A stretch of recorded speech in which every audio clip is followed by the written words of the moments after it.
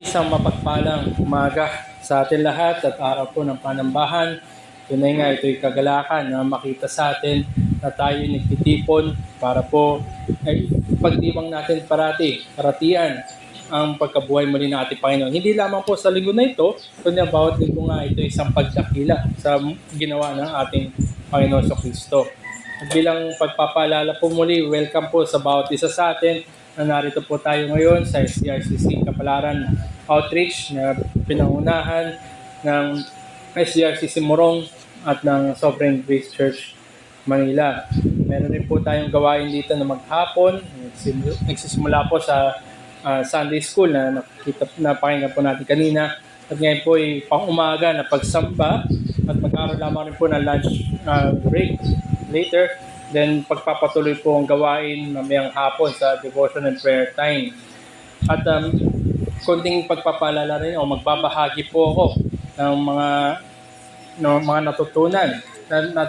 Alam po natin na nung nagdaan, meron pong naganap na camp sa yung Reform Baptist Family Camp 2026. Ito nga po isang napakahalaga na kasangkapan ng biyaya at napaka-timely din para po sa bawat Reform Baptist community, mananampalataya at kahit rin sa mga nagsisimula pa lamang na ma-incorporate po tayo sa mga kapatiran sa iba't ibang iglesia with like-minded faith. At ito rin ay napapanahon ng pagpapaalala din sa bawat isa. Yung po natapos na camp kahapon ay may tema po na The Mind of Christ, na kung saan ay pinangaral po doon ang kaisipan na meron po kay Kristo at ang kaisipan rin natin ng bawat mananampalataya patungkol sa mga iniukol ni Jesucristo para sa kanyang pangalan, sa kanyang kaluwalhatian. Ito rin ay encouragement para po sa bawat isa na highly anticipated. Dahil nga po lumalaki ang Reformed Baptist community. Ito rin ay magandang time for us na makasalamuhan natin, makonect tayo sa mga kapatiran na iglesia. Ang susunod na camp, ito po yung ginaganap 2 years, every 2 years. So ang susunod na camp po ay 2028. Naway magkaroon tayo ng excitement para po sa paparating na camp na ito. 2 years from now, so we can, pwede na tayo mag-ipon as early as now para po makadalo rin sa 2028 na Reformed Baptist Family Camp. Very beneficial, hindi lamang po sa mga bata na nag-enjoy sila, kundi para sa lahat. At ito rin ay pagpapaalala sa atin ng ginawa at na yung katubusan na meron tayo kay Kristo Jesus. So ito po yung So ang susunod na host po ng Reformed Baptist Family Camp 2028 ay ang TNC, the Neighborhood Church under Pastor Joel Bigueta. Sila pa yung mag-host sa susunod na camp. Ito nga po hindi lamang tradisyon ng Reformed Baptist, pero higit sa lahat, ito ay panahon para tayo magkaroon ng pagkakaisa sa harapan ng ating Panginoon. So, with that po, at ihanda po natin ang ating sarili ngayon sa ating pagsamba at ang konting pagpapalala na ilagay po natin sa silent mode yung ating mga cellphone para po makaiwas sa mga possible distraction. At tanggalin po natin yung volume, i-silence po natin kung maaari para matuon din yung ating buong diwa at buong pagkatao sa pagsamba at sa pangangaral ng salita ng Diyos. So tayo po ay magkaroon ng konting oras na pananahimik habang ihanda na po natin ating buong diwa at pagpapaalala rin sa atin na tayo ay haharap sa Diyos na banal. At ito'y panawagan din na magkaroon ng pagbubulay-bulay sa ating sarili. Paalala po ng Habakuk 2:20, ngunit ang Panginoon ay nasa kanyang templong banal, tumahimik ang buong lupa sa harapan niya. Tayo po'y maglaan ng kaunting panahon ng pananahimik at simulan ko po sa panalangin natin. Si Kuya Dong po ng SGC ang ating presider for this Lord's Day. Let's come to the Lord in prayer. Aming dakilang Diyos, mabaging Ama, muli kami nagpapasalamat sa inyo sa inyong pong kabutihan sa bawat isa sa amin. At tunay nga, ang inyong pong habag ay naranasan namin kung paano po kami pinrovidean at pinreserve hanggang sa araw na ito, dinala kami dito po sa gawain, dito po sa kapalaran. At nawa, Panginoon, ay naihanda kami na humarap sa inyo, makatagpo po kayo, at maging ang mga awitan po namin, panalangin, pagbabasa ng salita ng Diyos, pakikinig ng inyong pong pangangaral, ay totoo nga na maging beneficial sa amin.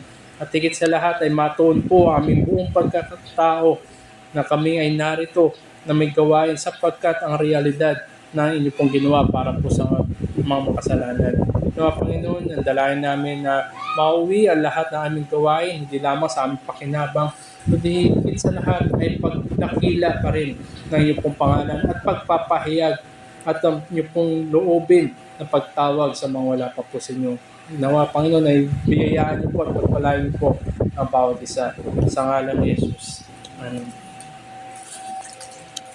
Magandang umaga po sa bawat isang naririto. Napakalaking blessing po na tayo ay malayang nakapag-worship ngayon. Walang death threat habang tayo nag-worship. Kaya ko po nasabi yan dahil nung nakaraang linggo, Sunday, araw ng palaspas, nakakalungkot po na nabalitaan namin, o ako personally, na may mga churches. Halo-halo na po yun, Catholic Church, Orthodox Church, Protestant Church, basta church, na Christian Church na in-identify ng mga Muslim doon sa Nigeria, ang kanilang pinasok at nag-massacre po ng mga worshippers. Hindi naman po siguro mangyayari dito sa Taytay. Sa malaking blessing po yan ang Panginoon sa atin. Kaya hayaan po natin na ibalik natin ang papuri sa Panginoon, sa kalayaan na ating tinatamasa at sa comfort. Maaaring may mga kapatid tayo ngayon sa mga mahihirap na kalagayan na nag-worship sa basement siguro dahil may gera sa kanila, sa subway, pero tayo may huni pa ng ibon sa ating panambahan. Buksan po natin ang ating mga Biblia sa Psalm 114 bilang panimula ng ating panambahan at sa pagtawag sa bawat isa sa panambahan. Ang awit 114 ay nire-recall po ng mga aawit ang mga dakila at makapangyarihang paggawa ng Panginoon doon sa buhay ng mga Israelita sa panahon ng Exodus. At tunay po na wala nang ganun katinding pagpapakita ng kapangyarihan ng ating Panginoon ang naganap magmula pa nung unang panahon na dalhin niya ang kanyang mga tao mula sa Ehipto patungo sa lupang pangako. At ang mga dakilang ginawa na ito ng ating Panginoon ay palaging inuulit-ulit, inaalaala at binabahagi ng mga Israelita sa bawat salinlahi from generation to generation. They remembered what God has done. At dito sa ating babasahin, ito po ay inaalaala muli ng mga aawit. At may mga binanggit po siya ng mga bahagi ng kalikasan tulad ng bundok, ilog at dagat na kung saan ay no match po tayo kapag ka ito po ang nag-alburuto. Kapag ka po nag-landslide ang bundok, no match ang tao. Kapag nag-overflow ang mga ilog, nakita naman natin ng mga nakaraang buwan, no match ang tao. Kapag nag-tidal wave, lumubog ang barko sa gitna ng dagat, no match po tayo. Pero itong mga binanggit na ito ng mga aawit, ang sabi po niya, nanginginig sila sa harap ng banal na Diyos. Basahin po natin ang awit 114. Nakatira noon ang mga taga-Israel na lahi ni Jacob sa Ehipto, na kung saan iba ang wika ng mga tao. Nang papalabas na sila sa Ehipto, ginawa ng Diyos na banal na lugar ang Huda, at ang Israel ay kanyang pinamunuan. Ang dagat na pula ay nahawi, at ang ilog Jordan ay tumigil sa pag-agos. Nayanig ang mga bundok at burol na parang mga lumulundag na kambing at mga tupa. Bakit nahawi ang dagat na pula at tumigil sa kanyang pag-agos ang ilog Jordan? Bakit nayayanig ang mga bundok at mga burol na parang lumulundag na mga kambing at tupa? Nayayanig ang mundo sa presensya ng Panginoong Diyos ni Jacob na siyang gumawa sa matigas na bato upang maging imbakan ng tubig at naging bukal na umaagos. Mga kapatid, mga kaibigan, ang dakila at banal nating Diyos sa kanyang muling pagbabalik ay magpapakita muli ng matinding kapangyarihan na kung saan ang mga manginginig ay hindi na bundok, hindi na dagat, hindi na ilog, kundi ang mga kalaban ng Diyos na mga ngarap na matabunan ng bundok, huwag lamang silang humarap sa makapangyarihang Diyos. Ito po ang Diyos na ating sasambahin ngayong umaga. Ito po ang Diyos na nagsabi, I will build my church and the gates of hell will not prevail against her. Kaya purihin po natin siya, awitan natin siya ng papuri. Tayo po ay umawit sa hymn 269 na nagpapahayag ng glorious things na ipinapangako ng ating Panginoon sa kanyang mga tao, sa kanyang iglesia, sa Zion. Awitin po natin ang hymn number 269, glorious things of thee are spoken.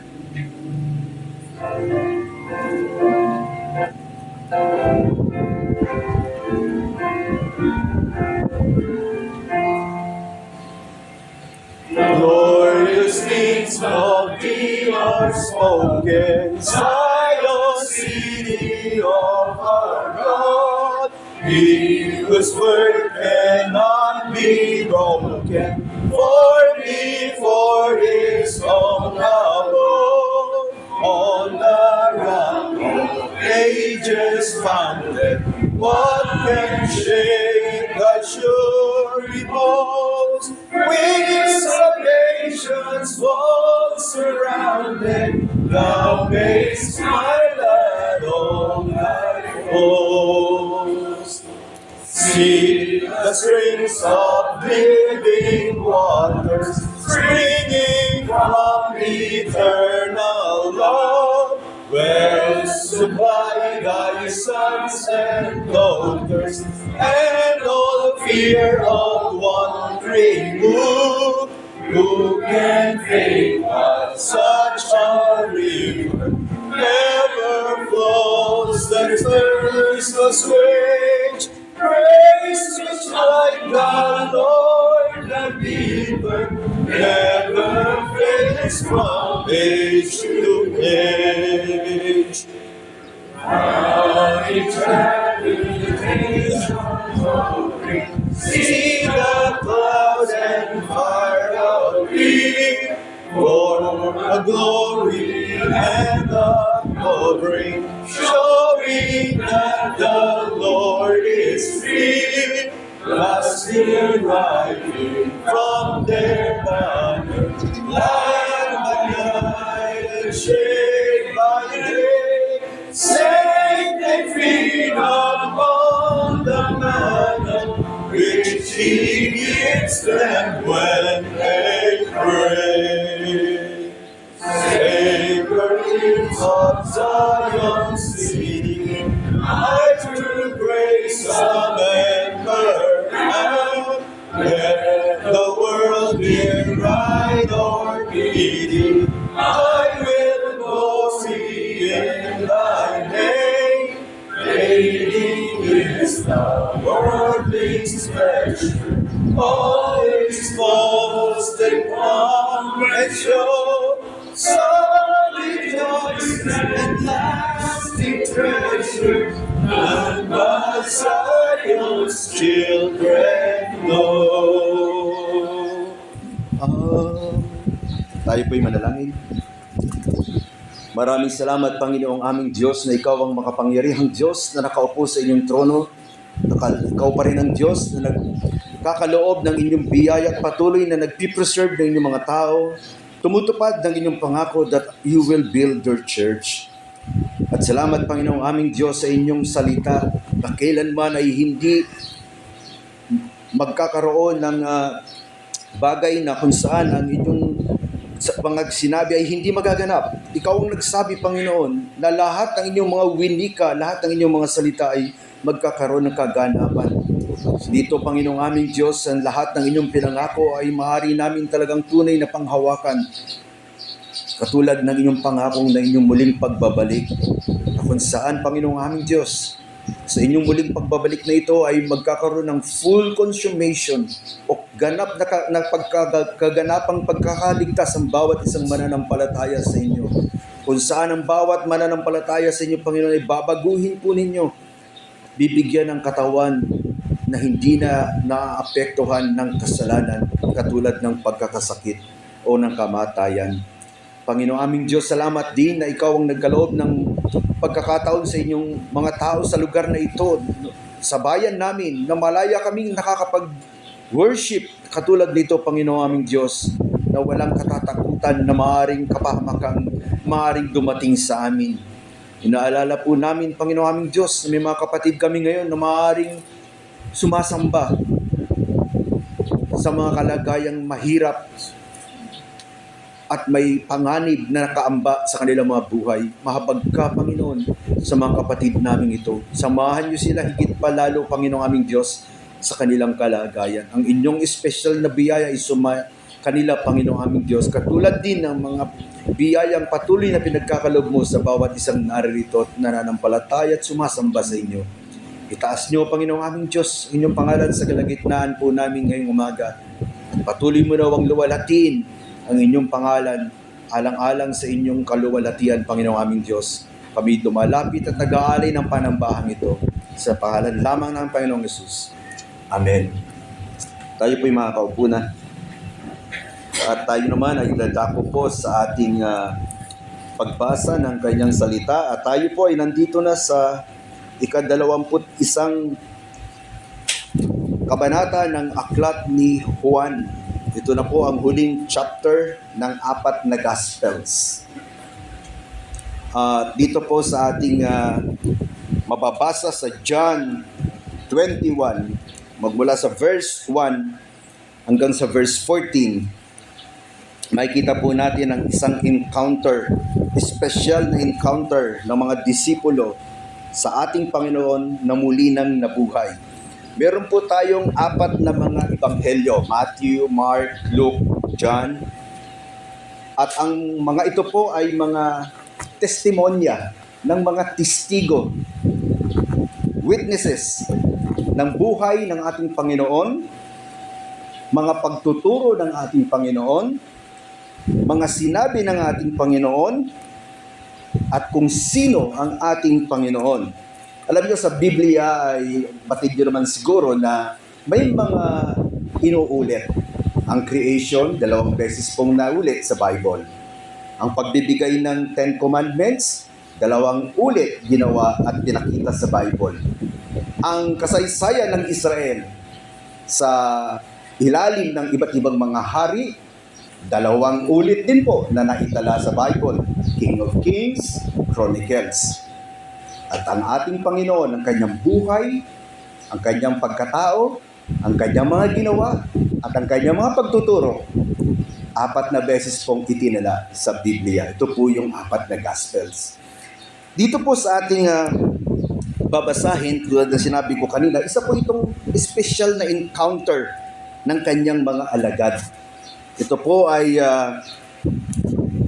kung babalikan natin yung huling verse po ng chapter 20, ang sabi po doon, ang mga ito ay naisulat upang kayo ay maniwala, manampalataya at maligtas sa pamamagitan ng pananampalataya sa ating Panginoong Jesus.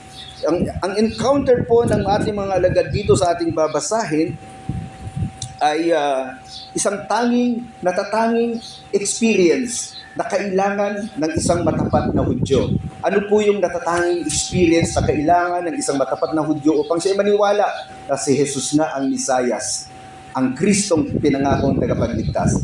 Ito po ay ang encounter, personal na encounter sa isang nabuhay na muli na ating Panginoong Jesus. Ito po ang nangyari nang sabihin po ni Stephen, habang siya ay binabato, sabi niya, nakita ko ang anak ng tao na nakaupo sa kanyang trono, the Son of Man on His throne.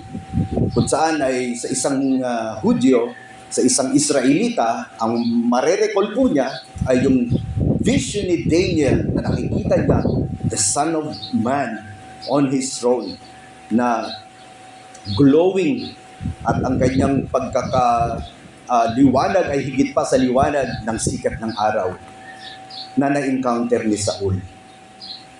2 chapters matapos sabihin ni Stephen, kita ko ang anak ng tao sa kanyang trono. At nang makita nga ni Saul, alam na po natin ang mga naganap. Ito po ay nagbago sa kanya at siya ay naging isang matapat na lingkod ng ating Panginoong Jesus. Basahin po natin ang John 21 o mula doon sa verse 1 hanggang sa verse 14. Pagkalipas ng ilang araw, muling nagpakita si Jesus sa mga alagad niya sa may lawa ng Tiberias. Ganito ang nangyari. Magkakasama noon sina Simon, Pedro, Tomas, na tinawag ding Kambal, Nathaniel na taga Cana na bayan sa Galilea, mga anak ni Zebedeo at dalawa pang mga alagad. Sinabi ni Simon Pedro sa kanila, "Mangingisda ako." Sumagot sila, "Sasama kami." Kaya sumakay sila sa bangka at pumalaot. Ngunit wala silang nahuli ng gabing yun. Nang madaling araw na, nakita silang nakatayo sa dalampasigan, ngunit hindi nila nakilala na si Jesus yun. Tinawag nila ni Jesus, "Mga kaibigan, may huli ba kayo?" Sumagot sila, "Wala po." Sinabi ni Jesus sa kanila, "Ihulog niyo ang lambat sa gawing kanan ng bangka at makakahuli kayo." Yun nga ang ginawa nila, at nang hilain nila iyo'y hindi nila maitaas ang lambat sa dami ng nahuli nilang isda. Sinabi kay Pedro ng alagad na malapit sa puso ni Jesus, "Ang Panginoon yun." Nang marinig ito ni Pedro, isinuot niya ang panlabas na kasuotan dahil hinubad niya ito bago nang huli ng isda at tumalon sa tubig. Ang ibang mga alagad na nasa bangka ay bumalik din sa dalampasigan na hila-hila ang lambat na puno ng isda dahil mga 90 metro lang ang layo nila mula sa pampang. Pagdating nila sa dalampasigan, nakita nila roon ang nagbabagang uling na may nakasalang na isda at ilang tinapay. Sinabi ni Jesus sa kanila, "Magdala kayo rito ng ilang isda na nahuli ninyo." Kaya sumampa sa bangka si Pedro at hinila papunta sa pampang ang lambat na puno ng malalaking isda na 153 lahat-lahat. Ngunit kahit ganoon karami ang isda, hindi nasira ang lambat. Sinabi ni Jesus sa kanila, "Halika kayo, mag-almusal." Wala ni isang sa mga alagad ni Jesus ang nangahas magtanong kung sino siya dahil alam na nila na siya ang Panginoon. Kumuha si Jesus ng tinapay at ibinigay sa kanila. Ganon din ang ginawa niya sa isda. Ito ang ikatlong pagpapakita ni Jesus sa mga alagad niya pagkatapos siyang mabuhay muli. May dalawang bagay po na espesyal dito sa encounter na ito. Espesyal ito sa mga disipulo, pero mas napaka-espesyal po nito para kay Pedro. At ang dalawang bagay na ito po ay ang nagbabagang uling. 2 beses lang po yun na isalaysay sa aklat ni Juan. Ang unang pagkakasalaysay po ng nagbabagang uling ay nung si Pedro ay nandoon sa courtyard ni Caiaphas. Nagpapainit siya. Alam po natin kung ano nangyari noon. Doon po niya pinagkanulo ang Panginoon. At tinanggi pala, hindi pala pinagkanulo. Ito ang pangalawang pagkakataon. Ito na naman si Pedro. Ilang araw ang lumipas. Sariwa pa sa kanyang alaala ang nagbabagang uling na kung saan ay tinanggi niya ang ating Panginoon. Ngayon, ito, nagbabagang uling na naman na nakikita niya sa dalampasigan. Napaka-espesyal po nito kay Pedro. At isa pang mga espesyal na bagay dito ay yung isda. Alam po natin na nang unang tawagin ng ating Panginoon si Pedro, nangingisda sila. Ganon din po ang nangyari. Wala silang huli. Nagbigay ng instruction ng Panginoon. Sumunod si Pedro. Nang una niyang ma-experience halos nasira yung kanilang lambat. Dito, hindi po nasira ang kanilang lambat. At ang nahuli po nila ay 153 plapla. Minsan lang po ako nakahuli sa ng buhay ko ng plapla na halos 2 kilo ang timbang. Hindi ko po yun makakalimutan sa buong buhay ko. Hindi na po naulit yun. Ito, nahuli nila ay 153 malalaking tilapia. At dito po ay talagang napaka-personal na encounter po nito para kay Pedro. Ito po ay makita po natin na ang mga kaganapan dito ay ipinapakita ng Panginoon na ako ay buhay, ako ang magre-restore sa inyo. Halik kayo, mag-almusal kayo. Purihin po ang Panginoon sa pagkakabasa ng kanyang salita dito. Makita po natin sa susunod na reading natin dito, personally nang komprontahin ng Panginoon si Pedro. For the meantime po, purihin natin ang ating Panginoon na siya pong patuloy na pag-asa lamang ng kanyang iglesia at ng kanyang mga tao, na siyang sandigan at pundasyon ng ating pananampalataya. Kaya tayo po ay umawit muli ng papuri sa Panginoon, this time sa hymn number 552. Tumayo po tayo muli sa pag-awit ng papuri sa ating Panginoon. 552. Dito po sa hymn number 552 na ito, na isinulat po ni John Bode noong 1868, ay binabalikan po niya yung kanyang communion sa ating Panginoong Jesus, kung saan ay nangako po siya na siya ay maglilingkod sa ating Panginoon, na kung saan ay maaaring ang paglilingkod nito ay maraming mga kaakibat na paghihirap. Dito po sa ating binasa kanina, nang ikompronta po ng ating Panginoon si Pedro, naalala po ni Pedro lahat ng mga previous na encounter niya sa ating Panginoong Jesus. At dito po ay katulad po ni Pedro, katulad ng sumulat ng awit na ito sa hymn number 552, alalahanin po natin muli at i-recall po natin na minsan tayo po ay nagsabing, "Oh Jesus, I have promised to serve you to the end." Ready na po? Sige po, salamat.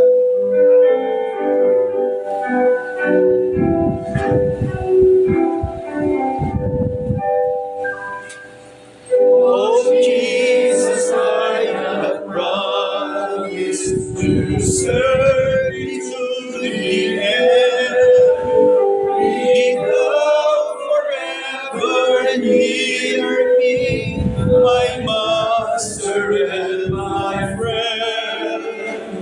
I shall not fear the battle if thou art by my side, nor wander from the pathway if thou wilt be my guide. Oh, let me feel thee near, the world is ever near. I see the sights that dazzle, the tempting songs I hear. My foes are ever near me, around me and within. But Jesus draw thou near and shield my soul from sin. Oh Jesus, thou hast promised to all who follow thee, that when thou art in glory, they shall thy servant be. And Jesus, I have promised to serve thee to the end. Oh, give me grace to follow my master and my friend.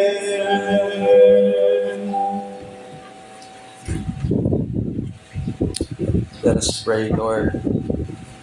Yes, it is true that once in our lives, at one point, we have promised to serve you, to give our lives to you, Lord.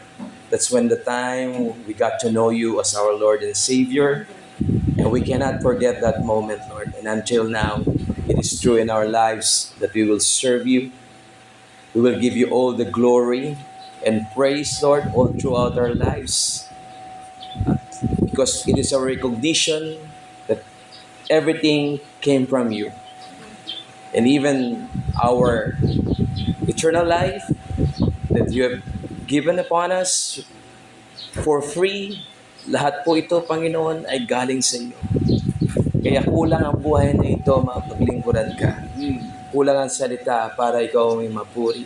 Kulang ang awit para maging masatisfy ang lahat ng ginawa mo sa amin, Panginoon. Kaya sa maghapon na ito, patuloy kaming sasamba sa iyo, Panginoon. Magpupuri sa iyo. Itataas ang iyong pangalan. Pag-isahin niyo kami ng aming mga kapatid sa Morong, sa SGC at mga kaisa namin sa pananampalataya, doon sa langit at dito sa lupa. Ikaw ang aming mataas, Panginoon. Busugin kami ng iyong mga salita. Maging sandata namin ito sa pakikiharap namin sa mundo na ito na nahulog sa kasalanan. Kami malayong sumasamba sa iyo, Panginoon. Isang pagpapala ito sa kabila ng maraming kaganapan sa aming mundo. Marami sa amin ang hindi makasamba sa araw na ito. We are privileged that we have this benefit to serve you, to praise you, Lord, at this very moment of our lives. At lahat ng ito ay galing sa iyo, Panginoon. Kaya kami ay samahan po ninyo sa maghapon na ito. Maging buhay palagi ang bawat titik at tinig ng aming pag-awit na ikaw ang mapuri. Ang mga salita na aming mapapakinggan, maging kalakasan namin to sa aming buhay pananampalataya. Madala ito sa aming harapan ng buong pagpapakumbaba ng iyong mensahero, Panginoon.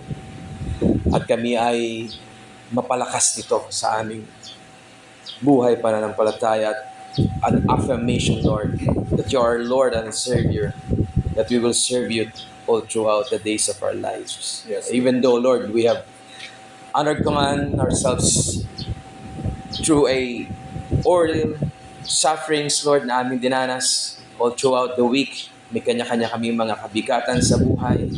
May kanya-kanya kaming dinadaanan mga kalagayan na alam po namin, Panginoon, ito'y galing sa iyo. Kaya maging masama, mabuti, lahat na ito galing sa iyo. For all things work together for good to them who love you. To this people of yours, Lord, na nagmamahal sa iyo. Kaya we praise you, Lord. Hindi lamang mabuti ang aming tatanggapin sa iyo. Maging mga bagay na ito, kalamidad, durusa, sufferings, Lord, lahat ito ay galing sa iyo and this our means, Lord, towards our sanctification. Kaya nagpapasalamat pa rin kami, Panginoon. Ikaw pa rin aming pupurihin. Ikaw pa rin aming sasabihin. Ikaw pa rin ang aliluwalhatian sa maghapon na ito. Sa pangalan namin para sa Kristo. Ito po ang aming dalangin. Po natin pakinggan ang message o ang mensaheng dadalhin sa atin ng ating kapatid na si Brother Giro. Ay umawit po tayo ng isang hymn muli.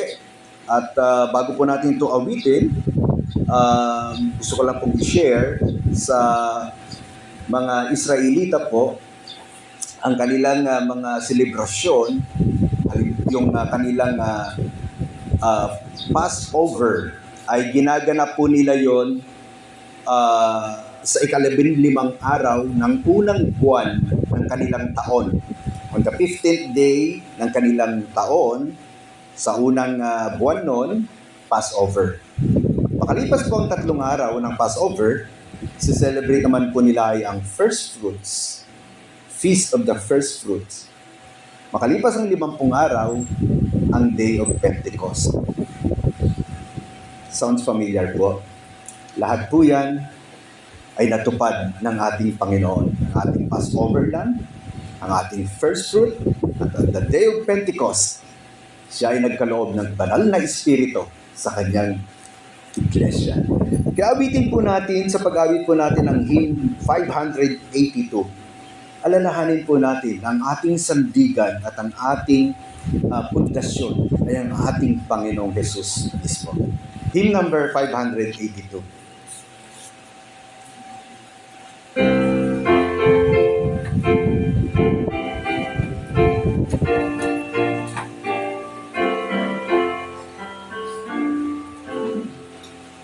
My hope is built on nothing less than Jesus' blood and righteousness.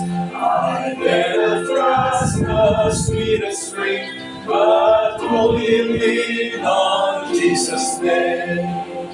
On Christ the solid rock I stand, all other ground is sinking sand. All other ground is sinking sand. When darkness vexes lovely face, I rest upon unchanging grace. When every rock and stony shade, my anchor holds within the stain. On Christ the solid rock I stand, all other ground is sinking sand.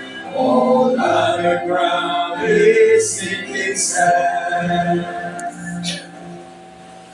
Yes, all is covered, soul is blood, soul is the blood of changing blood. Our trust is righteous character, His hands of promise every small.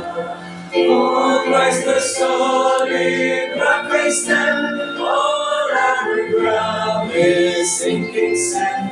All other ground is sinking sand.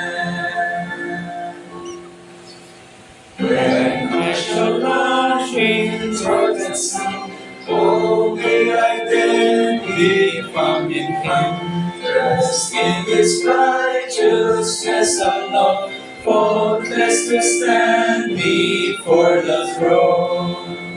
On Christ the solid rock I stand, all other ground is sinking sand.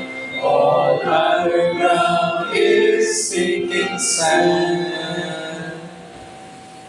Magsimula po tayo sa panalangin. Muli aming dakilang Diyos, salamat nga po na kami nga po yung pong ginather dito. Ngayon nga po sa pakikinig ng inyong salita, muli hingingin namin ang inyong pong biyaya na tanggalin nyo nawa sa inyong pong habag ang anumang nagiging balakid sa aming mga mata at tainga, aming buong diwa, aming puso at kaisipan. At nawa, Panginoon, ay matuon ito sa inyo at malaya nga pong kumilos ang banal na Espiritu upang dalhin kami patungo sa aming Panginoon sa Kristo. Nawa, dalangin namin na kayo rin siyang maluwalhati namin sa pagkakataon na ito at ang inyong pong layunin ay siya nga pong matupad sapagkat ang inyong pong salita ay hindi po bumabalik sa inyo ng empty at kayo nga po mag-deal at mangusap sa bawat isa sa amin. At dalangin rin namin na kayo lamang rin at siyang maitanghal sa ngalan ni Jesus. Amen. Hindi ko na po alam kung pang ilang linggo na siguro ng kaguluhan doon sa gitna silangan. Ngunit alam natin na may mga nagiging development at sa ongoing conflict na ito, masabi natin na napakahirap sa bawat isa sa atin. Sa totoo lang, ako mismo rin ay naguguluhan na rin kung ano nga ba ang goal na itong conflict na ito. Kung pakikinggan po natin yung mga balita o yung mga recent development patungkol po sa mga bansa na ito, sa kaguluhan ito sa lugar na iyon, nag-iwan pa ng mas maraming confusion ang mga sa pakikinig sa balita kaysa yung makita yung ano ba talaga, hanggang kailan ba talaga ang gera na ito. Sabi ng isang panig, meron daw negotiation, sabi naman ng kabila ay wala. So ano ba talaga ang nangyayari? So pag may mga seryosong usapin, hindi po nakakatulong yung mga conflicting at confusing na mensahe. Kailangan kung ano yung totoo at ano yung sabi natin na magbibigay ng kapanatagan, ng katiyakan kung ano ba yung talaga nangyayari, yun dapat yung inihahatid. At ganito rin naman sa mga bagay na dapat pa natin pagtuunan ng much more seriousness yung ating sariling buhay at sarili nating kamatayan at sarili nating mga katotohanan na niyayakap. So in matters that require seriousness and trustworthiness, we must consider yung mga example na ginagamit natin. Hindi natin maiiwasan na gumamit ng mga halintulad o di kaya yung mga illustrations. Hindi natin maiwasan yan. Sapagkat itong mga examples, illustrations na ito ay ginagamit natin para magpabigay ng timbang sa ating mga sinasabi. Pero kung ang mga example o yung mga illustration na ito ay lalo nagbibigay ng kaguluhan, nawawala yung bigat, nawawala yung kaseryosohan ng ating tinatalakay. At meron nga sa buong kasaysayan ng sangkatauhan na mula pa sa simula hanggang pagpapatuloy ngayon, hanggang sa huling araw, sa kasaysayan ng sangkatauhan, ang kanilang parating ginigaba ay ang pananampalataya na Kristyanismo.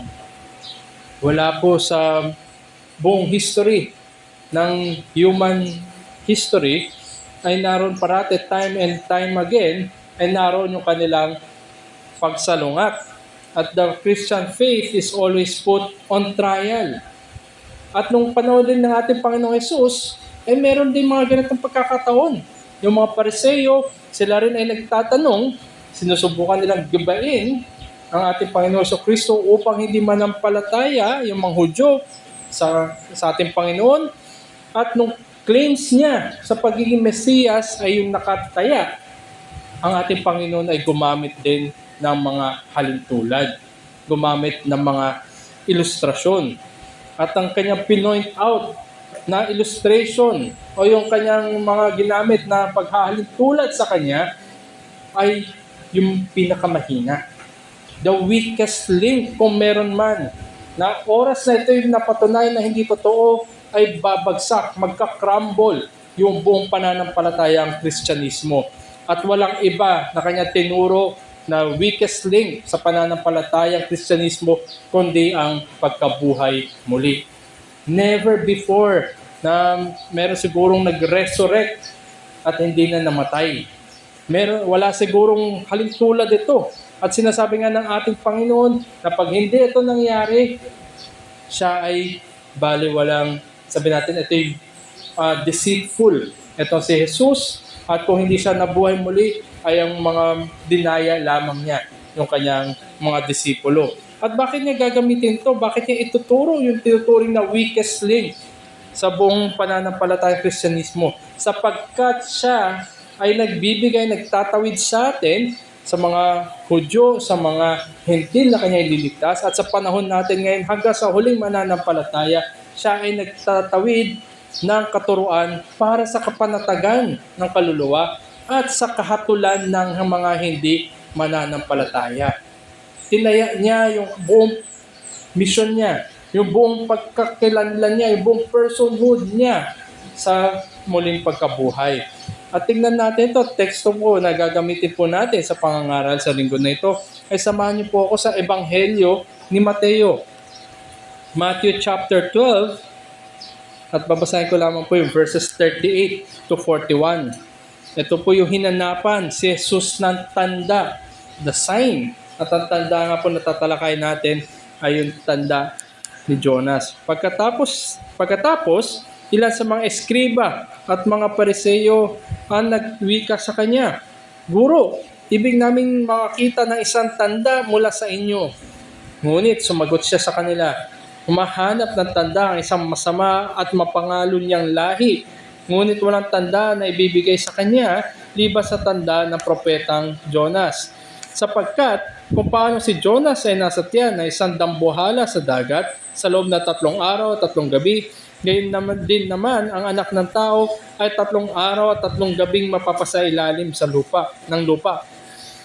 Ang mga tao ng Nineveh ay tatayo sa paghuhukom na kasama ng lahing ito at hahatulan nila ito, sapagkat nagsisi sila sa pangangaral ni Jonas. At masdan ninyo, may isang higit na dakila kay Jonas ang narito." So ito po yung teksto natin sa umaga na ito. ang tanda o yung tanda ni Jonas.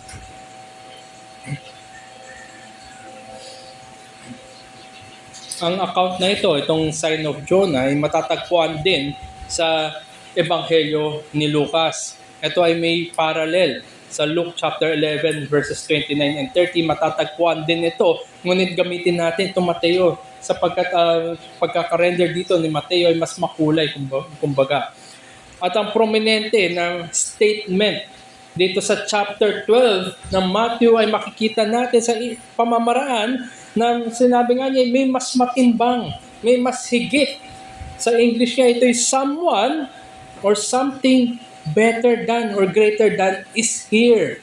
At ang kanyang pinututunguhan ay yung kanyang sarili. Si Jesus ay yung someone or something greater kaysa doon sa mga ginamit niya ng mga halintulad. At dito nga sa ating teksto, greater than Jonah is here. At ilang ulit nga rin, kung titignan natin dito sa Matthew chapter 12, sa verse 6, sinabi niya doon, ngunit sinasabi ko sa inyo, isang higit na dakila kaysa templo ay narito. Alam natin kung paano dinadakila ng mga Hudyo yung templo. Either ito sa physical na karangyaan o sa spiritual significance ng templo. Ngunit sabi ng ating Panginoon, meron higit na dakila kaysa sa templo ang narito. At inulit nga rin niya ito sa verse 41. At masdan ninyo, may isang higit na dakila kaysa kay Jonas ang narito. Sa verse 42. At masdan ninyo, may isang higit na dakila kaysa kay Solomon ang narito. So nandoon nag-uulit-ulit yung tema na mas dakila o mas higit. At ang pinututunguhan nga ni Jesus ay kinukuha niya ang atensyon ng mga Hudyo upang tingnan siya. Upang malipat, umabaling ang kanilang diwa sa kanya na siya nga higit na templo, siya yung higit kay Jonas bilang propeta at higit kay Solomon bilang wisdom. Si Solomon ay tanyag sa kanyang talino. At sa katunayan niya, yung verses 42, sabi dito, in verse 42, sabi dito, ang reyna ng timog ay tatayo sa paghukom na kasama ng lahing ito at hatulan niya ito sapagkat nanggaling siya sa dulo ng daigdig upang makinig sa karunungan ni Solomon. Alam natin sa lumang tipan, merong reyna na pumunta, malayo yung pinanggalingan, pumunta pa kay Solomon upang makita niya, maranasan niya first hand yung wisdom nitong ni Solomon. At sabi natin Panginoon, at masdan ninyo, may isang higit na dakila kaysa kay Solomon. So ito yung ating Panginoon Kristo. In a way, pinapakita niya na siya yung greater temple. Nandun yung sacerdote, greater Jonah, prophet, and greater than Solomon, yung king. Dito rin ay makikita natin na sinasabi ni Yesu Kristo, mga bagay na ito ay patungkol sa Kanya. Jesus is talking about Himself. And He is talking to people who have some or even great semblance of religion. Very religious ang mga Hudyo. Tanda natin kinakausap niya yung mga normal na Hudyo at dito nga yung mga Pariseo na sila sana yung leader. Sila yung sabi natin higit pa sa spiritualidad kaysa sa mga normal na Hudyo. Kinakausap niya mga tao na ito upang matuon, mabaling sa Kanya, mapunta sa Kanya ang mga atensyon nila sapagkat may higit pa kaysa doon sa mga dinadakila ng mga Pariseo. Kaya mula dito sa Matthew chapter 12, verses 38 to 41, ang daladala ko pong mensahe sa atin sa umaga na ito. Sa liwanag din ng sineselebrate, pinagdidiriwang na pagkabuhay muli ng ating Panginoon. Unrepentance and unbelief in light of the gospel and confronted by the resurrected Christ brings greater condemnation on Judgment Day. Ang hindi pagsisisi at hindi pananampalataya sa liwanag ng Ebanghelyo at sa pagharap kay Kristong nabuhay muli ay nagdadala ng higit pang kahatulan sa araw ng paghukom. Kung naalala po ninyo kanina sa Sunday School, nabanggit ko doon yung culpability natin. Narinig natin yung Ebanghelyo, tinalikuran natin ang Panginoon Kristo, hindi natin kinuha ang tanging daan ng kaligtasan, mas higit na kahatulan yan. sa huling araw. At ganito rin, lalo na ang mga Pariseo na ito ay nakatagpo nila face to face ang ating Panginoon sa Kristo. Ngunit hindi sila nanampalataya sa Kanya. Mas mabigat na kahatulan ang kanilang kakaharapin. At sa katunayan, ang condemn, yung word na condemn, paghahatol, ay naulit ito ng 4 na beses dito pa lamang sa chapter 12 ng Matthew. So in that chapter, makita natin na very condemning itong chapter na ito. 4 na beses inulit yung paghahatol. Binanggit niya ito sa verse 7 na kung saan kinokontrast ng ating Panginoong Kristo yung compassionate, yung kanyang compassion laban sa compliance na pinapakita ng mga Pariseo. Ang ating Panginoon, siya ay mahabagin. Ang mga Pariseo, ginagawa lang ito bilang compliance sa kanilang batas. Sapagkat ang mga Pariseo, napakataas nung kanilang pagdakila sa utos. To the point na sila na rin gumawa ng utos na hindi na ito utos ng Panginoon. At sa verse 37, ginamit rin ito na ating Panginoon upang maging babala sa araw ng paghahatol, in the day of judgment. Lahat nga ay magbibigay ng account sa bawat salita na sinabi at bawat salitang hindi sinabi. Yan nga ay sabi natin, for the justification or condemnation. Ito ay para sa pagpapawalang sala o para sa kahatulan. At yung ay sa verse 42, yung Queen of Sheba, ayan din ay karunungan na sa harapan na nakompronta ka sa karunungan, sa wisdom ng Diyos. Yan ay para sa kahatulan o para sa buhay magpawalang hanggan. Kaya muli, kung tayo ay kinukumpronta ng Ebanghelyo at sa liwanag ng nabuhay muling Jesucristo, yan ngayon ang magdadala sa atin ng higit pang kahatulan sa araw ng paghukom. So tingnan natin dito sa dalawang hati. Una, itingnan natin yung tanda ng pagkabuhay muli ni Jesucristo. Tandaan natin itong sign of Jonah na ito ay ito yung kanyang pagkabuhay muli. Pinatutunan ng ating Panginoon ang tanda na ito na yung kanyang pagkabuhay muli. At ang ikalawa ay makita natin na merong higit pang kahatulan dahil merong higit pa kay Jonah. Tandaan natin, face-to-face encounter ito sa ating Panginoon. At face-to-face encounter din ng mga taga-Nineveh, itong salita ni Jonah sa kanila. So tingnan muna natin ito sa yung sign of the resurrection ni Jesucristo. It's sa verses 38 and 40. Nagsimula rin yung paghahatol o yung tema ng kahatulan. Kung titingnan natin sa bandang taas kung paano nagsimula ito, Matthew chapter 12, kung titingnan natin sa verses 9 and 14, nagpagaling ang ating Panginoon na isang tao na may yung withered hand sa araw ng Sabbath. Para sa mga Hudyo, hindi maaari ito. Gumagawa ka ng work sa araw ng Sabbath. A day in which the Pharisees added the rule not to do any work, even work of mercy and necessity. Para sa mga Hudyo, hindi ka dapat magtrabaho o gumawa ng mga works of necessity. At ang mga Pariseo na ito, dahil nga nakita nila pinagaling ni Jesucristo, yung itong man with a withered hand, naghanap sila ng paraan ngayon paano nila sisirain, paano nila dadalhin sa kamatayan itong si Jesucristo. At hindi lamang yan, kung titingnan naman natin sa verses 22 hanggang 32, nagpagaling muli ang ating Panginoon Jesucristo. Pinagaling niya yung demon-oppressed man. Yun parang pinoposes ng mga demonyo. At ang tao na nga ito ay blind and mute, bulag, saka pipi. So binagaling ito ni Jesucristo. Bumukas yung mata, nabuksan yung mata, nakakita ang tao na ito. The man was then able to see and speak. Yung kanyang mata ay nabuksan at yung kanyang mga labi ay nabuksan din.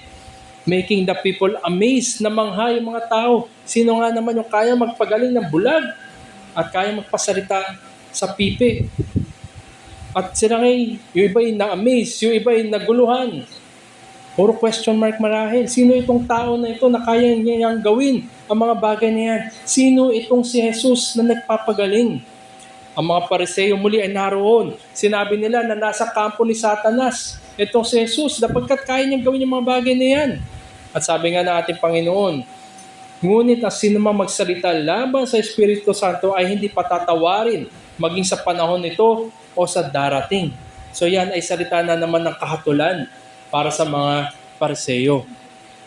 At dito ngayon sa ating teksto, sa verse 38, pagkatapos ilan sa mga eskriba at mga Pariseo ang nagwika sa kanya, Guro, ibig naming makakita ng isang tanda mula sa inyo.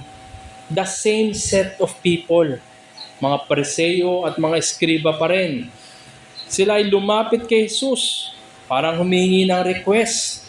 Parang simple request lang. Humingi lang sila sa isang tanda. Dahil tanda natin, pinagaling ni Jesus yung mga incurable disease, kumbaga. Bulag sa kapipi.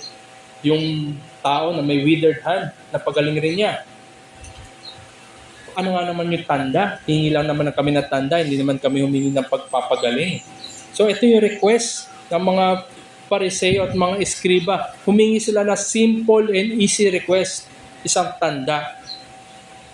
Ang kabanata na ito, hindi lamang, itong chapter 12 ay hindi lamang puro kahatulan, ito rin ay puro tanda. At ngayon ay hiningi nila itong tanda bilang signs and wonders. Pero ganun pa man, kahit ang dami ng tanda na binigay, ang dami ng pinatotohanan ni Jesus, yung pagpapagaling, hindi pa rin sila naniniwala kay Jesus. So ano magbabago kung magbibigay ng tanda ng ating Panginoon para sa mga eskriba at Pariseo na ito? Pero ganun pa man, nagbigay ng tanda ang ating Panginoon.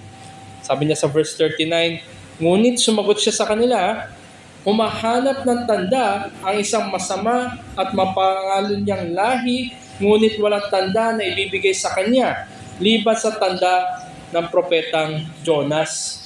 Tanda natin, Pariseo at eskriba.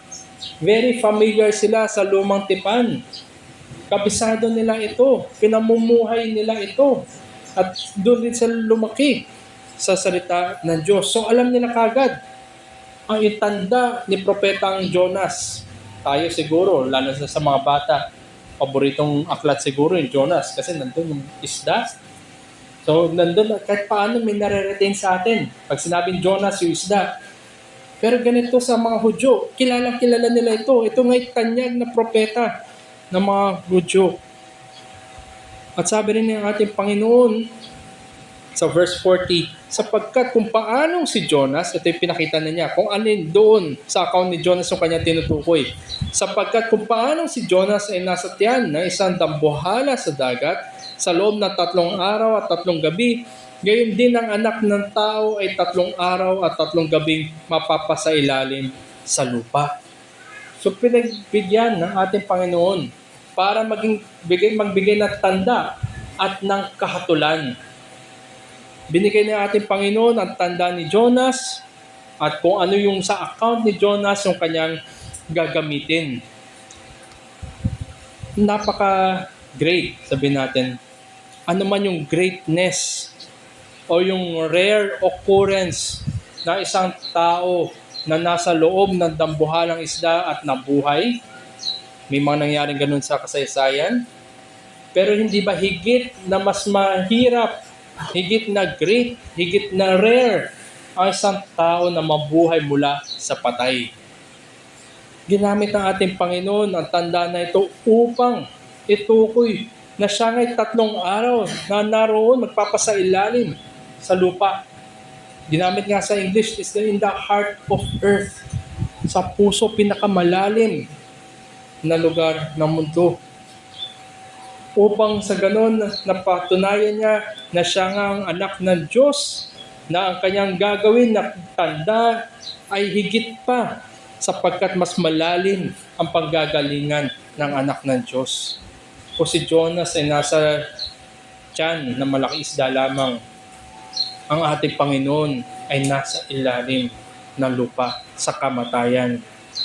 Kaya anong punto na binibigay ng ating Panginoon? Kung si Jonah, the message of judgment na sinabi niya, wicked and adulterous people, generation. The message of judgment to this wicked and hopeless world is confronted by the message of salvation and the hope of resurrection. Kung babalikan natin, paano ba ginawa ni Jonah sa kanyang ministeryo? Pinadala siya doon sa Nineveh. Nagpahayag siya ng kahatulan. Nagsisi ang Nineveh. At ang ating Panginoon, na siya'y pinadala dito sa mundong ibabaw upang ipakita na nanrito na ang Mesiyas. Kagaya rin ng ating binasa kanina sa scripture reading natin. Ang mga bagay na ito sinulat upang ipakita si Jesucristo ang Mesiyas. Sa mga Hudyo, ang Mesiyas ay ang pangakong parating na magkakaroon tayong katubusan at ganoon din ang pag-asa ng mga makasalanan na tanging kay Jesus lamang. At narito ang tanda na binibigay ni Jesus na siya ang pagkabuhay muli. Na naroon ang pag-asa ng bawat isang makasalanan. The miracle of salvation, blessings, and eternal life. Sapagkat kung hindi nabuhay muli ang ating Panginoon, baliwala ang lahat ng pangako ng Ebanghelyo. So dito nakatayo, dito nakasandal, at nandito nakasalalay ang lahat ng pananampalatayang Kristyanismo. Signs, ito tanda, hiningi sa kanila, tanda natin. Mahirap i-interpret na signs. Minsan nga, kahit lantaran na, mahirap pa rin intindihin ng tao. Kung isipin natin, di ba, dati, red light lang. Pag red, hindi tayo tatawid. Naglagay na rin ng pedestrian na dito tatawid yung mga tao. Iba, tumatawid pa rin. Wala sa linya. Naglagay na ng rehas. Nag-over the bakod pa rin. Naglagay na rin ng wag tumawid. May namatay na dito. May tumatawid pa rin. So nandun yung kahirapan siguro dahil sa pagiging makasalanan natin, nahirapan natin interpretin o unawain yung tanda kahit gaano pa man yan ka-explicit yung nakasulat na. Dahil yun ay katotohanan ng kasalanan. Signs can be difficult to read. Some are treated yung subject for interpretation pa iba, nakipagtalo pa kung paano yung pagkakaunawa mo sa nakasulat. Pero tandaan natin, kung meron tayong maling interpretasyon ng mga tanda na ito, magdudulot yan ng maling konklusyon. At kung meron tayong maling konklusyon, mali rin yung ating application. Ang ating Panginoon Jesucristo, binigay niyang tanda ay yung tanda ni Jonah. The very fact that Jonah was alive mula doon sa tiyan na malaking isda, the very fact that Jonah was alive ay nakamamangha. At hindi lamang yun, the very fact that Jonah was able to preach mula siya doon sa tiyan na malaking isda, nakapaglakad pa siya patungo sa Nineveh, nakapangaral pa siya ng kahatulan, at ang Nineveh na ito ay kalaban ng mga Hudyo, at ang kanilang katangian ngay wala silang regard sa buhay ng tao. Yan ay nakamamangha. At ang higit pa na nakamamangha ay nagsisi itong mga Ninevites. Sipin natin, pinangaral ni Jonah, hindi naman nila kilala yung Diyos na yan. Sila yung mga pagano. Iba yung kanilang Diyos-Diyosan. Pero ganun pa man, nang higit na nakamamangha na sila ay tumalikod sa kanilang kasalanan. Pero, mga kaibigan, meron pang higit kay Jonas. Meron pang higit na nakamamangha sapagkat 3 araw at 3 gabi, bagamat si Jonah ay nandoon sa tiyan ng malaking isda, ang ating Panginoon 3 araw, 3 gabi, sa ilalim ng lupa at nasa lugar ng kamatayan, siya ay umusbong, umakyat at nabuhay muli. Pinatunayan niya na siya ay greater Jonah narito. Sa ginawa ni Jonah, na siya'y nabuhay mula sa tiyan ng malaking isda, siya ngayon ay mabubuhay mula sa lugar ng kamatayan. Kung isipin natin, brother, ano naman nakamamangha doon? Tandaan natin, doon sa account ng mayaman at ni Lazaro, sa Luke 16, the rich man and Lazarus. Ano sabi ng rich man? Matapos na namatay silang dalawa. Sabi ng rich man dito kay Abraham, tandaan natin, nandun siya in agony. Masakit yung kanyang nararamdaman, siya ay pinaparusahan. Siya ay hinahatulan bagamat wala pa ang pagkabuhay muli. Sabi ng rich man na ito kay Abraham, subalit kung ang isang mula sa mga patay ay pumunta sa kanila, sila'y magsisisi. Kung meron man lang daw na isa mula sa mga patay, pupunta doon sa mga relatives niya, sa mga mahal niya sa buhay na buhay pa. Magsisisi sila. Ngunit ang tugon ni Abraham dito sa rich man na ito, kung hindi nila pinakinggan si Moises at ang mga propeta, hindi rin sila mahihikayat kahit may isang bumangon mula sa mga patay. Ganon katindi ang kasalanan, mga kaibigan. Kahit meron ng nakamamangha galing sa mga patay na buhay muli at lumapit sa iyo, sinabi yan, hindi ka pa rin magsisisi. At sa panahon na ito, lalo na pinagdiriwang ang muling pagkabuhay ng Panginoon Kristo, ilang taon nang pinangaral sa iyan. Year in, year out, Resurrection Sunday. O every Sunday, celebration of the Lord's Resurrection. Kung ikaw pa rin ay hindi nahihikayat sapagkat meron ng bumangon mula sa mga patay, yan ay mas malalim na kahatulan para sa iyo. Hindi ba si Kristo ang higit pa sa mga propeta na ito, higit pa kay Moises, na nagpapatotoo na merong Mesiyas, na merong magliligtas, na merong mananagot sa kamatayan, ngunit siya'y mabubuhay muli. At meron kay Jonas na nagpakita ng milagro, ngunit ito'y higit pa kay Jonas. At meron rin nagpapakita na si Kristo ay higit pa nga sa templo, higit pa kay Solomon, at higit pa sa lahat. Kulang pa ba sa iyo? Hindi ka ba impressed? O hindi ka pa rin ba mananampalataya na si Kristo nga yung tanging tagapagligtas? Hindi ka ba convinced? Hindi ka ba persuaded na naroon ka pa rin sa iyong sariling kasalanan at hindi pa rin lumalapit kay Kristo para sa kaligtasan? Anong pa ba yung tanda na hinihintay mo? Kung meron na nga nabuhay mula sa patay, ano pa ba ang tanda na hinihintay mo? It is the ultimate sign that each of us need. Lahat tayo ay makasalanan at lahat tayo ay nahatulan ng kamatayan dahil sa ating kasalanan. Ngunit may nagtagumpay mula sa kamatayan. The dead came back to life. At yan nga ang patotoo at katiyakan na binibigay ni Kristo na nabanggit din kanina sa scripture reading na siya yung first fruit ng bagong nilikha. Na siya nga yung ating unang kapatid, siya yung ating kapatid, na siya yung ating manunubos, na siya yung ating tagapagligtas. Siya ang nabuhay muli mula sa patay para sa mga makasalanan na mananampalataya sa Kanya. Ang katotohanan ng Kanyang muling pagkabuhay ay katiyakan din na muli natin pagkabuhay kung tayo ay na kay Kristo. Nawala na ang lumang nilikha na nababad sa kasalanan. At dahil sa pagkabuhay muli ng ating Panginoon, nariyan na yung bago sa nilikha, bagamat yan ay patikim pa lamang. At sino man ang na kay Kristo, dahil siya'y nabuhay muli sa kamatayan, tayo rin ay dadalhin sa bagong langit, bagong lupa, at sa pagkabuhay muli sa huling araw. Kaya maging hamon rin sa iyo, kaibigan, kung sakali man na ikaw ay merong kaunawaan o ikaw ay lumalapit kay Kristo, ngunit sa mga maling kadahilanan, maring ang nakikita mo sa kabanata na ito, si Kristo yung nagpapagaling. Maring nakikita mo sa kabanata na ito, si Kristo ay marilag kaysa sa templo. O siya yung guro na alam ang lahat, talino. Ngunit kung ikaw ay lumalapit kay Kristo dahil sa mga maling kadahilanan, baka nga ang hinahanap mo ay mga bagay na material.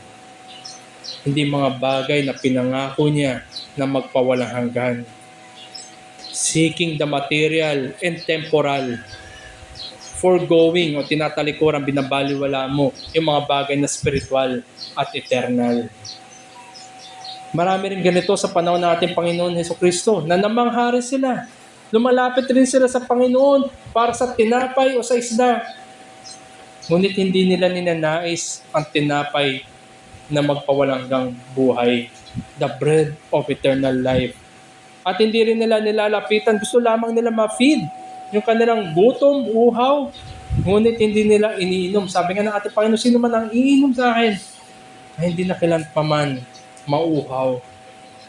Ang mga motibo natin, it must be right to come to Jesus for the right reasons. Ang mga Pariseo at Eskriba ay lumapit, humingi ng tanda, pero iba yung kanilang motibo. Ikaw nawa, kahabagan ka ng Diyos na ikay lumapit kay Jesus para sa tamang kadahilanan, sa kapatawaran ng iyong kasalanan, at sa pagkakasundo sa banal na Diyos, at para rin sa iyong katubusan. Nawa ay hindi ka magduda at hindi ka magdalawang isip na magtiwala sa Panginoon sapagkat He is able. Siya ang nabuhay mula sa mga patay. Siya ang nagligtas at siya ang nagbayad ng kahatulan. Gagaya na lamang ng mga Eskriba at Pariseo na ito, pag sila'y humingi ng tanda, hindi pa rin sapat. Bagamat nakita na nila yung kapangyarihan ng ating Panginoon na pag nagpapagaling, ilang tanda na rin yung hiningi nila. Ngunit hindi sila masasatisfy. Naroon rin sa Ebanghelyo na nagpakain ng ating Panginoon sa Kristo mula sa ilang tinapay at ilang isda lamang. Ngunit marami ang kanya napakain. Marami rin ang kanya napagaling. Marami rin yung kanyang naitaboy ng mga masasamang espiritu. Ngunit higit sa lahat siya'y nabuhay mula sa patay, hindi pa ba sapat na tanda na pinapakita yan? At pinapaalalahanan natin tayo nito sa pamamagitan na ito na bagamat nandun yung mga tanda na yan, hindi pa rin yung sapat sa kaligtasan. Sampalatayanan mo man yung mga tanda na yan ay hindi yan sapat sa kaligtasan. Nawa ay kailangan mabago ang ating puso sa biyaya ng Diyos, sa kanyang habag, na sa ganun ay mabuksan din ang mga bulag nating mata at mabuksan din yung mga pipi nating bibig. Na sa ganun ang ating puso na bato ay palitan ng pusong laman. Na sa ganun ang nakapagliligtas na biyaya ng Diyos ay kikilos sa bawat isa. Kagaya ng mga Eskriba at Pariseo, ano man yung tanda na binibigay ng ating Panginoon, yan ay baliwala sa kanila. At sa iyo rin, kaibigan, ano man yung pangangaral na salita ng Diyos at pagpapakita na si Kristo nga ang tagapagligtas, yan ay baliwala pa rin sa iyo kung hindi ka binago ng Diyos sa nakapagliligtas na paraan. Ngunit bakit tayo kailangan baguhin ng Diyos? At sa talata natin, ano yung layunin? Ito ay pagtuturo sa atin na hindi lamang sa kanyang pagkabuhay muli yung tanda na ito, sapagkat merong mas higit na kahatulan sa mga hindi nagsisisi at hindi nananampalataya sa mas dakila pa kay Jonas. Greater judgment to unrepentance and unbelief to the greater Jonah. Sabi nga ng ating Panginoon ay meron pa mas higit. Sa verse 41, sabi ng ating Panginoon dito sa ating talata, ang mga tao ng Nineveh ay tatayo sa paghukom na kasama ng lahing ito at hahatulan nila ito sapagkat nagsisi sila sa pangangaral ni Jonas. At masdan ninyo, may isang higit na dakila kaysa kay Jonas ang narito. Ang mga tao sa Nineveh, sa huling araw, on that last day, the day of judgment, sila rin ay tatayo. Sabi dito, tatayo sa paghukom na kasama ng lahing ito. Ikaw man ay matuwid, ikaw man ay masama, magkakaroon ng bagong katawan. Ngunit ang sabi dito, ang mga tao ng Nineveh ay tatayo. Sa English, the men of Nineveh will rise up. Sila ay tatayong pataas and condemn this generation. Sila ay magbibigay ng hatol din. Hatulan nila ang henerasyon na ito. Hatulan nila ang mga ibang binuhay muli pero wala sa pananampalataya. Malinaw na nakikita natin that one will rise upwards to everlasting blessedness while the other will fall deeper into everlasting torment. Condemnation.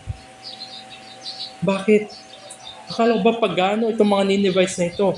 Tandaan natin, sapagkat sila'y nagsisi sa pangangaral ni Jonas. Dahil sa pangangaral ng kahatulan ni Jonas, sila ngay dinala ng habag ng Diyos sa pagsisisi.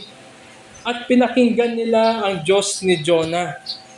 At nagbunga ito sa pagtalikod sa kanilang mga kasalanan at pagtiwala sa Diyos ni Jonah para sa kaligtasan. Yan nga'y napakalaking contrast sa mga hindi na nampalataya sa panahon ng mga paganong Nineveh, sa panahon ngayon ng ating Panginoon Kristo, sa mga eskriba at pariseo, at sa panahon natin ngayon na napatuloy na humahawak pa rin sa hindi pagtiwala, hindi pagsisisi, at hindi pananampalataya.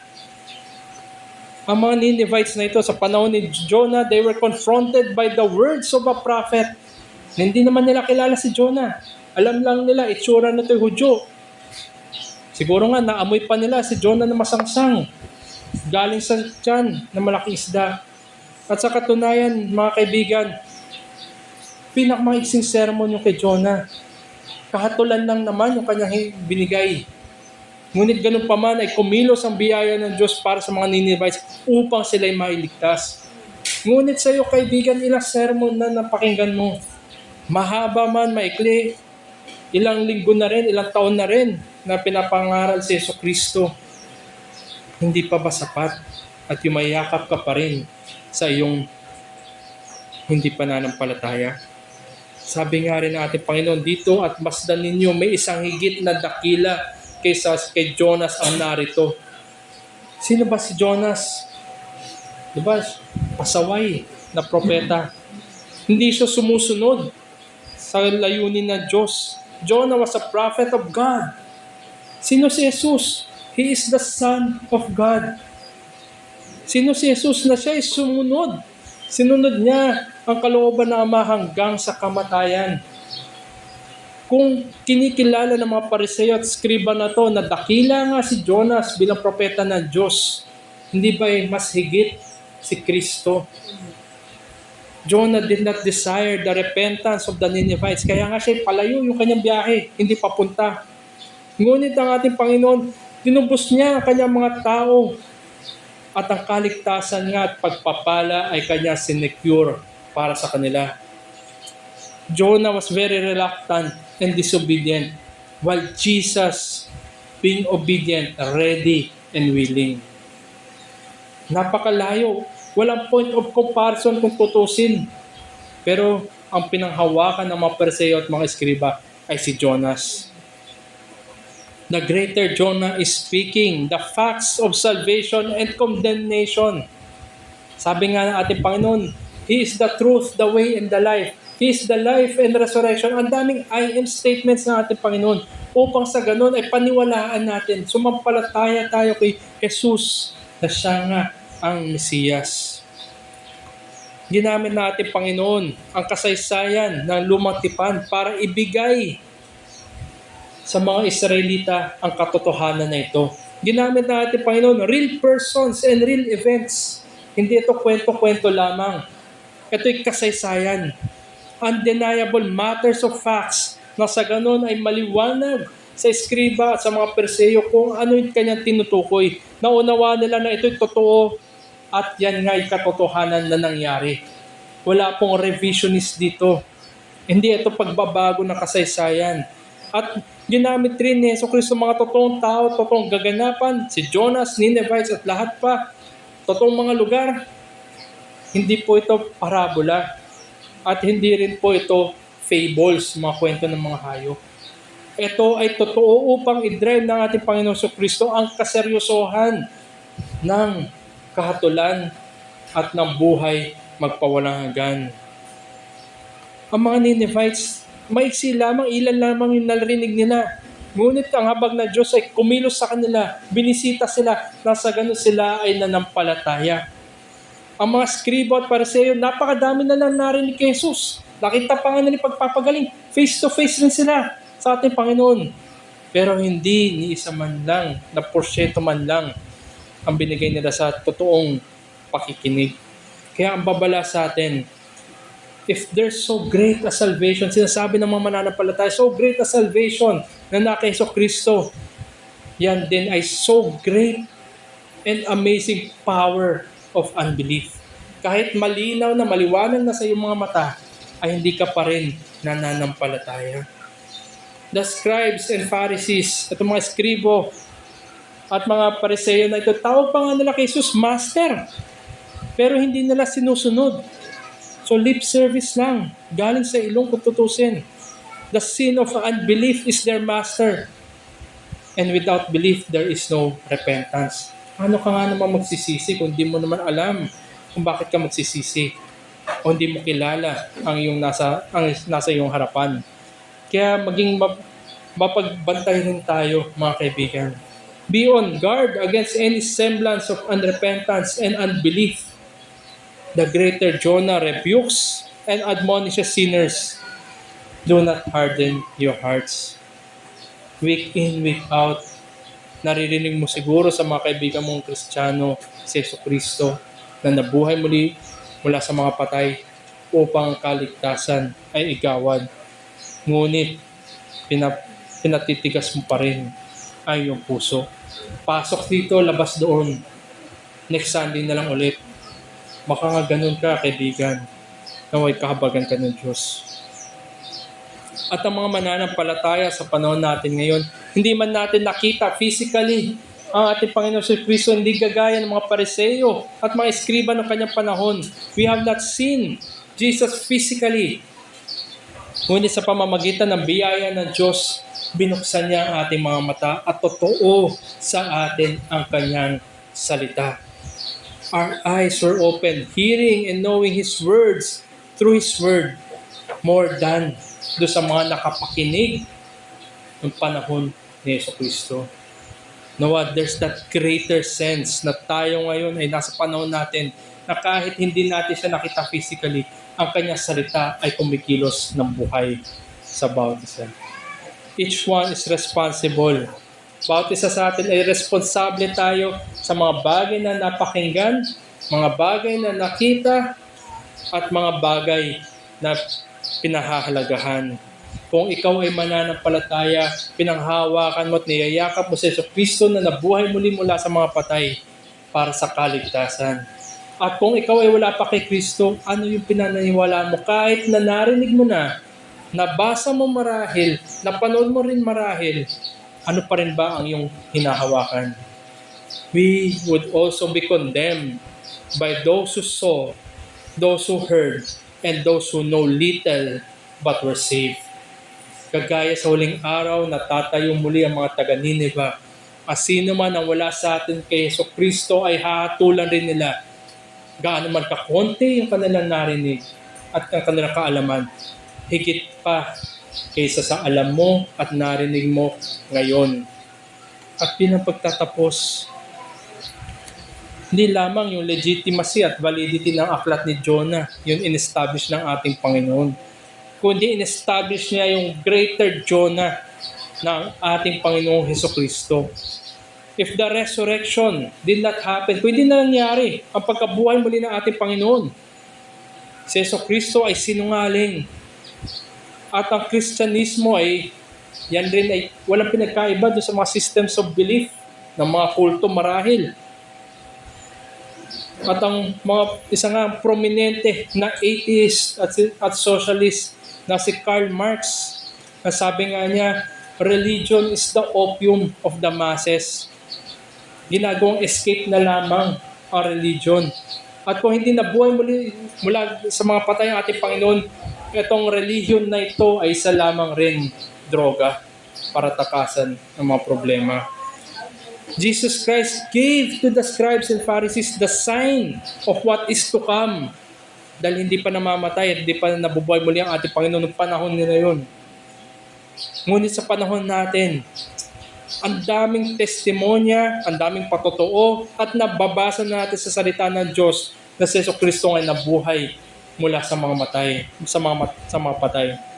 The Christian faith is not vain, and instead it is the Christian through our union in Christ with that hope of resurrection. Kaya kung wala ka pa kay Kristo, kaibigan, marahil ay ine-entertain ka ng mundo na ito. Tinatanggal yung kaisipan sa kamatayan, sa kahatulan, at sa pagkabuhay muli. Napakadaming pamamaraan ng mundo na ito upang ilayo ang ating mga pananaw sa mga bagay na seryosohin at may katiyakan. Nawa ay hindi pa huli ang lahat sa iyo, bagamat napakinggan, narinig, nabasa, naawit, napangaral sa iyo na merong higit na dakila kay Jonas na narito. It is Christ who saves. It is Christ who can forgive. And it is Christ who gives life everlasting. Nawa ay kahabagan ka ng Diyos at makita mo nga totoo na may dakila pa kaysa kay Jonah na narito. At kagaya nga ng ating awitin mamaya, ito'y pagpapatibay rin na tunay nga na kay Kristo lamang ang buhay magpawalang hanggan at dahil sa kanyang pagkabuhay muli, ang biyaya ng kaligtasan ay naroon para sa mga sasampalataya sa kanya. Kaya kaibigan, bakit mo pa rin yayakapin ang iyong hindi pagsisisi at hindi pananampalataya? At sa huling araw na iyon, mas malalim na kahatulan ang iyong kababagsakan. Lumapit ka sa higit pa na dakila kay Jonas. Tayo po'y manalangin. Salamat po muli aming Ama sa panahon na ito na inyo pong pinagkaloob sa amin, na inyo pong salita at pinakita po ninyo ang aming Panginoong Jesucristo na siya nga ay tunay na mas dakila at mas higit pa kaysa sa lahat na kanyang ginawa at tanda na kanyang binigay ay para kami ay lumapit, manampalataya at magsisi sa kasalanan. Tunay nga ang pangako ng pagkabuhay muli. Bagamat ito'y sa hinaharap pa, ngunit ito'y totoo na sa mga nasa inyo. At meron ditong katiyakan na pag-asa na nagpapatibay sa amin na bagamat kami mamamatay, kami mabubuhay muli sapagkat ang aming Panginoon ay siyang unang nabuhay muli mula sa mga patay. Kahabagan po ninyo, mga wala pa po sa inyo, na bagamat sila mamamatay, naway matagpuan sila sa inyo pong harapan sa ngalan ni Jesus. Amen. Tayo po ay tumayo at aawit po tayo ng awitin na In Christ Alone na nagpapatibay po ng lahat ng ito ay dahil lamang sa ating tagapagligtas.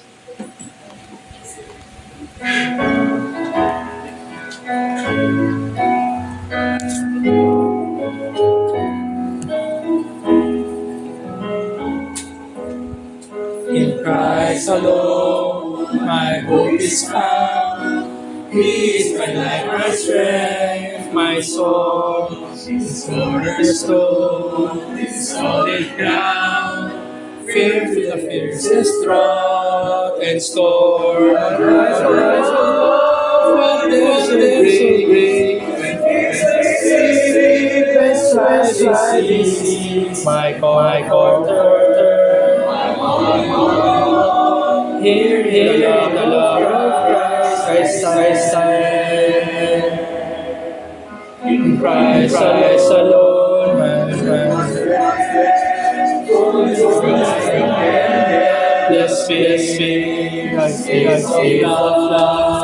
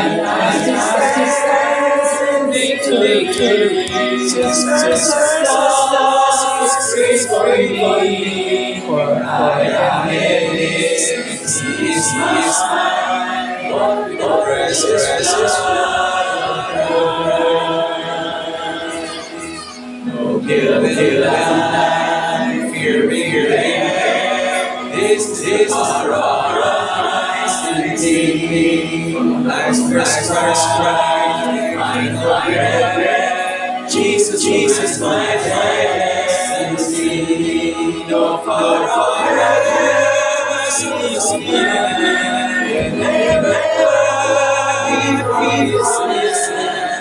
Fury curse, here the roar of Christ has Let us pray. Tunay nga po, Lord, ano pang klaseng mga signs ang kailangan para maniwala kami sa iyo. Lalo na mga tao na abulat sa katotohanan, tulad ng mga pariseo na palaging naghahanap ng mga wonders and signs para lang mapatunayan kung sino ang Kristo. Marami sa mga nagdududa pa rin sa kabila ng mga himala, kabutihan na ginawa nila mga buhay na binabaliwan lang mga bagay na eternal. Pagkos sila'y bulag sa katotohanan. Nawa Panginoon, ang mensahe ay malinaw. Ang Panginoon Kristo ay masigit kay Jonah. Tunay nga siyang nabuhay na maguli. Tapos ang tatlong araw wala sa kanya narito siya. Sa linggo ng pagkabuhay na kinikilala ng marami ay tunay na ang aming Panginoon sa Kristo ay nabuhay mula sa mga patay. Sinong hindi maniniwala sa Kanya? Na siya nga ang Mesaya. Na siya nga ang Diyos, makapangyarihan sa lahat. Na nagbibigay ng buhay na walang hanggan. Kung meron sa amin dito, Panginoon, na hindi pa kinikilala ka bilang pagligtas, ay ang mensaheng ito ay maging paraan upang buhayin po ninyo ang kanilang espiritu, Panginoon. At sila'y magpasama sa iyo bilang Panginoon at tagapagligtas. Naway maging mabisa sa limasan ay pangarap, Panginoon. At maging buhay ito sa amin. Pang-araw, pakikibaka sa mundong ito, Panginoon. Maraming tukso, maraming bagay na umahatak sa amin papalayo. Pero ang mga bagay na patungkol sa iyo, Panginoon, napapaliwala. Nawa ay hindi ito magmatigas sa puso. Palambot ito sa pusong bato ng mga gusto niyong iligtas. Gusto niyong sa iyong mga hinirang, Panginoon. Salamat po sa iyong pangangaral. Salamat sa iyong mga salita. Sa pangalan ng aming Panginoon, aming dalangin. Amen. Maraming salamat po magtatapos sa ating umagang panambahan. Ayusin po natin ang years.